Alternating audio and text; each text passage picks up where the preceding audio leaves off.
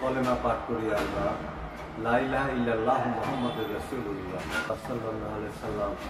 কোনো মাবুদ নাই আল্লাহ ছাড়া, এবং মুহাম্মদুর রাসূলুল্লাহ সাল্লাল্লাহু আলাইহি সাল্লাম তার একমাত্র প্রেরিত হাবিব রাসূল। তো লা ইলাহা, লা নাই, ইলাহা সাহায্যকারী, ইল্লা ব্যতীত আল্লাহ, আল্লাহ ছাড়া কোনো সাহায্যকারী নাই, আল্লাহ ছাড়া কোনো মাবুদ নাই, আল্লাহ ছাড়া কোনো সাহায্যকারী আমরা নিতে না। এবং মুহাম্মদুর রাসূলুল্লাহ সাল্লাল্লাহু আলাইহি সাল্লাম তার একমাত্র রসুল হাবিব। এখন আমরা গবেষণা করে দেখতে পাই যে আমরা অসংখ্য ইলাহার ভিতরে আমরা জীবনযাপন করছি। এত ইলাহা আমাদের চারপাশে, সেই ইলাহাগুলি যদি আমরা না নেই তাহলে আমাদের জীবনই চলে না। ইলাহাগুলি কি? আমরা খাবার খাচ্ছি, আমরা প্রস্রাব পায়খানা করছি, আমরা চাকরি করছি, আমরা টাকা উপার্জন করছি, আমরা, এটা ইলাহা। কিন্তু এই ইলাহাটাকে বোঝানোর জন্য আমি কথাটা বলছি যে ইলাহাটা হলো, এখানে বোঝানো হচ্ছে যে যতটুকু আমি না নিলেই নয় ততটুকু ইলাহা, ততটুকু সাহায্য আমাদের নেওয়া আমাদের বৈধ। কিন্তু এমন ইলাহা আমরা নিচ্ছি, আমার প্রয়োজন 5 লাখ, আমি সেখানে 1 কোটি টাকার মনের মধ্যে বাসনা নিয়ে আমি আছি, এবং সারা পৃথিবী শুদ্ধ মানুষ, পৃথিবী দুনিয়া শুদ্ধ যদি আমাকে দেওয়া হয় তারপরও মনে হয় আমি শান্ত হব না। তো এটা কোরআনে বলছে যে যখন তার চাহিদাটা আর কোনো রকম মিটানো যায় না, তার জন্য নারুল্লাহ হাবিয়ে, তার জন্য আমি হাবিয়া করবো, তার মুখে 1 মুষ্টি মাটি দিয়ে আমি তার চাওয়া পাওয়াটাকে শেষ করে দিই। অ্যাটাচমেন্ট, কর্ম বন্ধন নয়, কর্ম ইবাদত, কিন্তু কর্মের সাথে যখন মোহ এসে সংযোজিত হয়, যখন এর সাথে যুক্ত হয়, তখন কর্মটি বন্ধনে রূপান্তর হয়। বন্ধন ভোগের প্রত্যাশী, ভোগ পাপের জন্ম দেয়, পাপ ধ্বংসের দিকে টেনে নিয়ে যায়। তাহলে অ্যাটাচমেন্ট, উইদাউট অ্যাটাচমেন্ট আমার যতটুকু প্রয়োজন, উদাহরণস্বরূপ বলা যেতে পারে যে আমরা ওয়াশরুমে যাই, যদি সেখানে পানির ব্যবস্থা না থাকে, আমরা 1 ঘটি 1 বদনা পানি নিয়ে আমরা সেখানে দিয়ে আমরা কাজ সারি, এবং 10 মিনিট 15 মিনিট হাইয়েস্ট লাগতে পারে। সেখানে যদি আমার 2 ঘন্টা লাগে, সেখানে যদি আমার 5 ঘন্টা লাগে, তাহলে সেটা অস্বাভাবিক। আমার খাওয়ার প্রয়োজন আমার যতটুকু, আমি ততটুকুই খাবো, কিন্তু এই খাওয়াটা অনেক সময় হয়ে যায় চোখের ক্ষুধা, পেটের ক্ষুধা না। যার জন্য মহানবী সাল্লাল্লাহু আলাইহি সাল্লাম বলছেন, আল গিনা গিনার নফসে, প্রাণের অভাব মুক্তি আসল অভাব মুক্তি। কিন্তু আমার প্রয়োজন যতটুকু তা হয়ে গেছে, তারপরও আমি চাচ্ছি আমার ছেলে খাবে, আমার নাতি খাবে, আমার পুতি খাবে। কিন্তু এরা কারা? সে আর এক রহস্য। এটি এক ঋষির একটি গল্প শুনছিলাম যে একটি পায়েসের প্লেট, একটা মাছি এসে ভন ভন করতেছে, আর মনে মনে সে বলতেছে যে পায়েস তো খাবো, ভালো করে খাবো, হাবুডুবু করে খাবো, প্রাণ ভরে খাবো। তো মাঝখানে বসেই খাইছে, খাওয়ার পরে সে পেটটা ভরে গেছে, পাশ 2টা সে পায়েসের মধ্যে জড়িয়ে গেছে।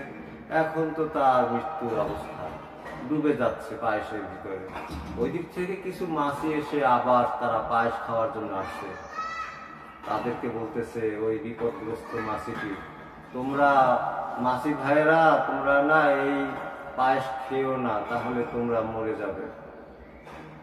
এখন ওর মধ্যে তো জ্ঞানী মাছি আছে, জ্ঞানী মাছি বলতেছে যে আমরা অবশ্যই পায়েস খাবো, কিন্তু যতটুকু প্রয়োজন আমাদের ততটুকু আমরা গ্রহণ করেই আমরা চলে যাব, উড়ে চলে যাব। আমাদের পেট ভরা শেষ, আমরা উড়ে চলে যাব। এই সমস্ত প্লেটের খাবার তো আমরা খেতে পারবো না। তো যত প্লেটের খাবার এবং তার চাহিদাটা যখন বেশি হয়ে যায়, তখন সে বিপদগ্রস্ত হয়ে যায়। ওই দেবী শেঠি, হার্টের সবচেয়ে বড় ডাক্তার ভারতে, উনি বলছিলেন এই আপলোতে এসে যে আপনারা খাবার ছেড়ে দিন, খাবার খেয়েই যত মানুষের এইগুলো অবস্থা। কারণ মানুষ খেতে বসলে পরে তাদের আর হুঁশ থাকে না। এই রোজার মধ্যে বলা হয়েছে যে একটা সংযমী ভাব নেই, কিন্তু আমরা সেই সংযম কোথায়? আমরা শুধু সাদিক থেকে সন্ধ্যা পর্যন্ত আমরা খাই না, ঠিক আছে, কিন্তু এরপরে যে খাওয়ার মহড়া চলে সেটা তো অবাস্তব ঘটনা ঘটে, এবং যার ফলে অনেকে সে অসুস্থ হয়ে যায়। এই খাবারটা মানুষের সব কিছু মিলাইয়া একটা লিমিটেড পর্যায়ে নিতে হবে।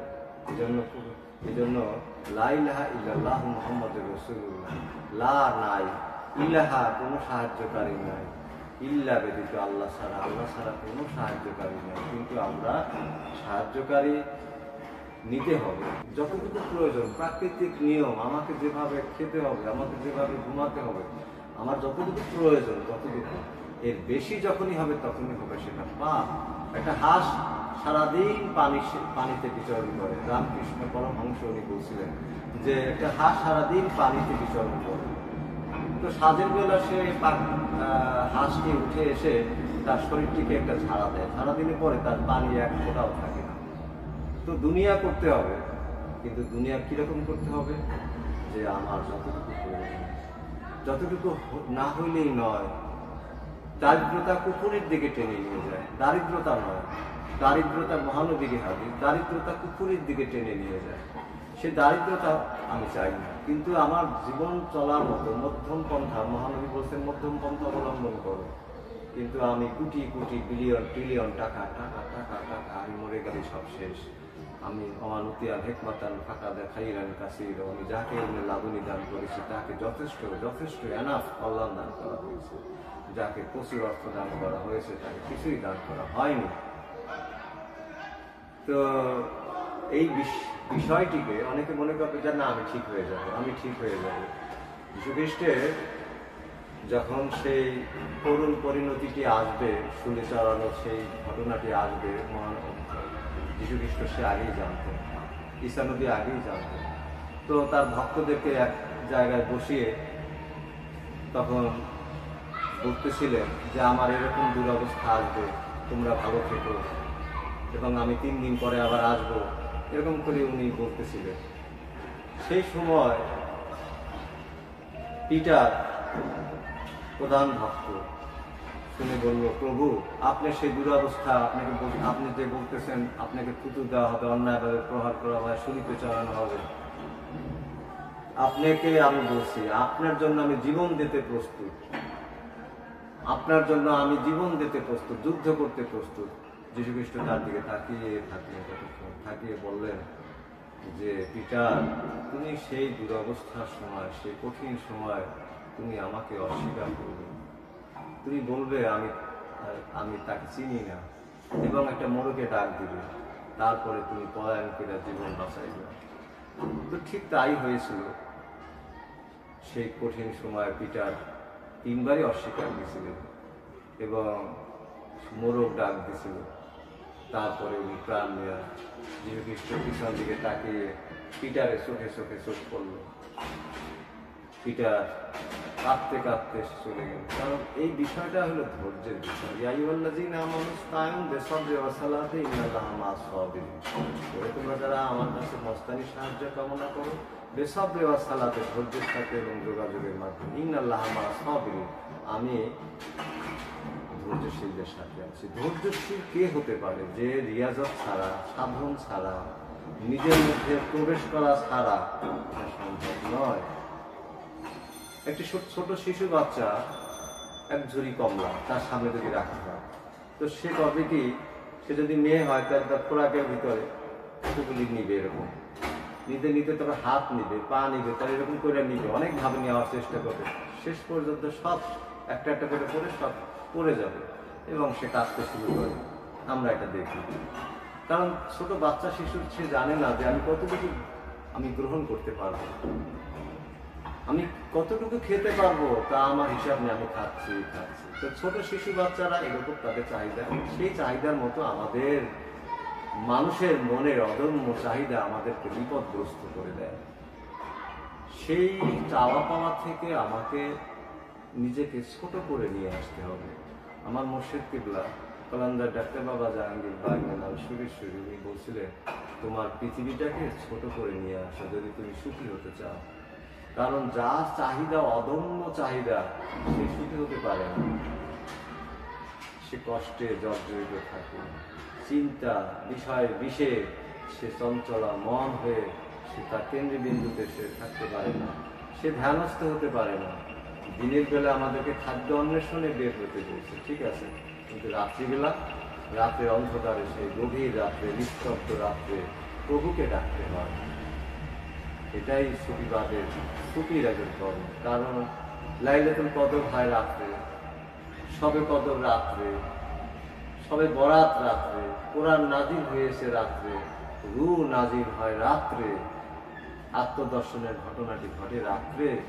এই রাত্রের বেলাটা আমরা যেন বন্দিগি করি, তাহলে আমি আমার ভিতরে যে যে ধৈর্যশীলের মতো আমার যে একটা গুণ সৃষ্টি হবে, সেটা এমনি হওয়া সম্ভব নয়।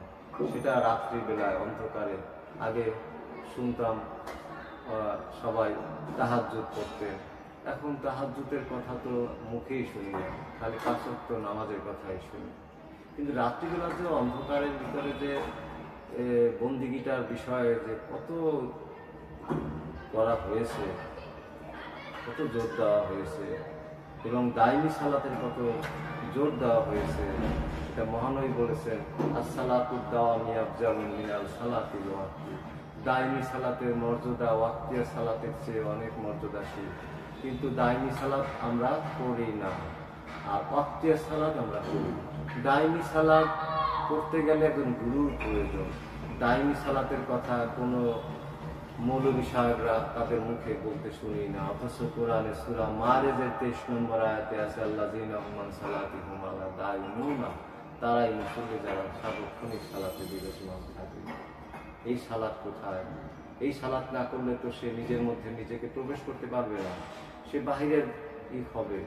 সেজন্যই এই বিষয়ে বিষ থেকে মুক্ত হতে হলে তাকে অবশ্যই একা হতে হবে। সারাদিন আমি সংসারে সময় দিচ্ছি, ছেলে মেয়ে, বন্ধু বান্ধব, আত্মীয় স্বজন, কর্ম, টাকা পয়সা, ঘুম, সব সময় দিচ্ছি। নিজেকে সময় দিতে হবে, নিজের মধ্যে প্রবেশ করতে হবে।